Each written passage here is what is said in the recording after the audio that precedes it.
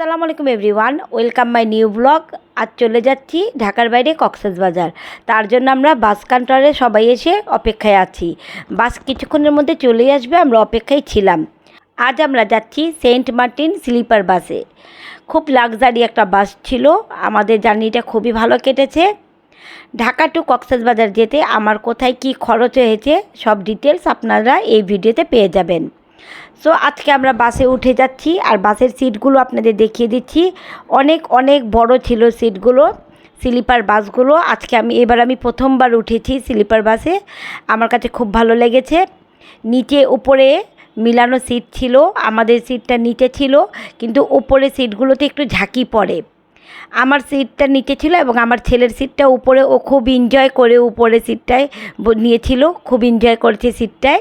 আর এই বাসের ভাড়া হলো 1800 টাকা। আসার সময় আমরা 1300 টাকায় এসেছি। আমরা কুমিল্লায় এসে পৌঁছে গিয়েছি। এখন আমরা একটু খাওয়া দাওয়ার জন্য নিচে নেমেছি। এটা ছিল তাজমহল রেস্টুরেন্ট। আমি এখানে তাদের বিফ চিকেন দুটারই ভুনা খিচুড়িটা ট্রাই করেছি। খিচুড়িটা আমার কাছে ভালোই লেগেছে। খিচুড়িটাতে আচারি একটা ফ্লেভার ছিল, আমার কাছে ভালো লেগেছে। খাওয়া দাওয়া শেষে আবার বাসে উঠে যাচ্ছি।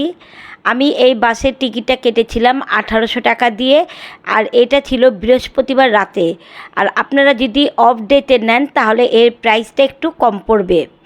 আমি আসার সময় সোমবার এসেছিলাম, আর এই বাসের টিকিটই 1300 টাকায় নিয়েছিলাম সেন্ট মার্টিনের স্লিপার বাসের। বাসগুলো খুবই লাক্সারি, যেতে খুব আরাম, একেবারে শুয়ে শুয়ে যেতে পারবেন। আমার কাছে তো খুবই ভালো লেগেছে। আর লটস অফ ফান আমরা এনজয় করেছি বলার বাইরে। ফ্যামিলির সাথে থাকলে খুবই মজা হয়। এই তো কক্সবাজার এসে পৌঁছে গিয়েছি। আর এখানে এত ভারী বৃষ্টিপাত হচ্ছিল বলার বাইরে, পানি জমে গিয়েছিল রাস্তায় অনেকটা। সারা রাত বাসে যখন ছিলাম তখনও খুব বৃষ্টি হচ্ছিল।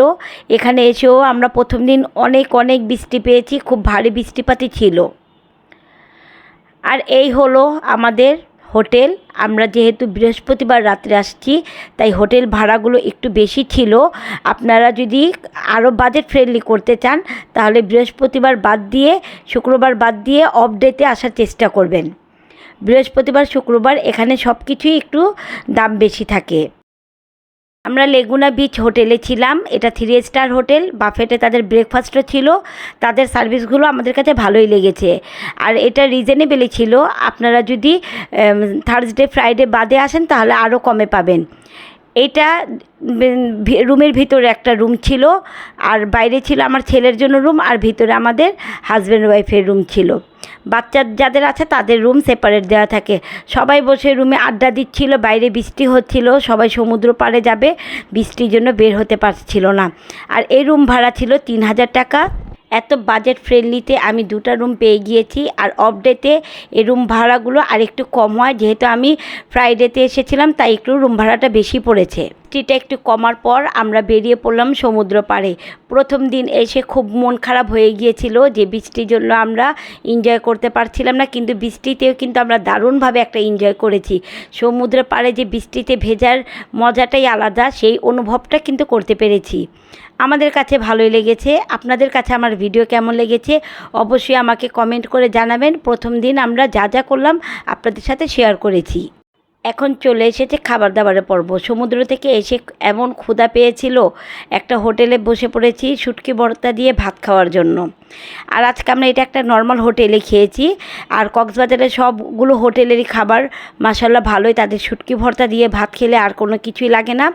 আজকে আমরা লইট্টা শুটকি দিয়েই অনেক অনেক বেশি ভাত খেয়ে ফেলেছি, এতটা ক্ষুধার্ত ছিলাম। কক্সবাজারে এসে যদি লইট্টা শুটকি ভর্তা, ছুরি শুটকি ভর্তা, আলুর ভর্তা এগুলো দিয়ে ভাত না খাই তাহলে আর ভালো লাগে না। এগুলো দিয়ে খেলেই অনেকটা মনে শান্তি পাওয়া যায়।